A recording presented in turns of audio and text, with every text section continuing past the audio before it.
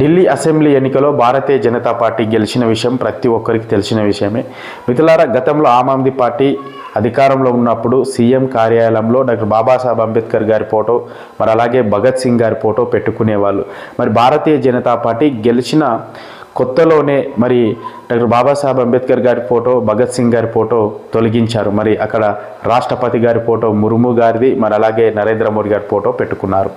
So మిత్రులారా, నిజంగా BJP party నాయకులు భారతదేశం కోసం ఏం చేశారు? నిజంగా ఈ భారతదేశ పేద ప్రజల కోసం, బడుగు బలహీన బహుజన వర్గాల కోసం డాక్టర్ బాబాసాహెబ్ అంబేద్కర్ గారు తన సొంత పిల్లలను చంపుకున్నాడు, తన కుటుంబాన్ని కూడా వదిలేసుకునే విషయం అందరికీ తెలిసిన విషయమే. మరి అలాగే భగత్ సింగ్ అతి చిన్న వయసులోనే సుఖాలు అనుభవించకుండా ఈ భారతదేశం కోసం ఉరికంబం కూడా ఎక్కిన విషయం ప్రతి ఒక్కరికి తెలిసిన విషయమే.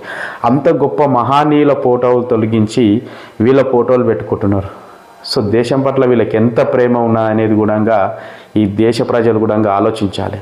ఇంత స్వార్థ రాజకీయాలు చేస్తున్నటువంటి బీజేపీ పార్టీ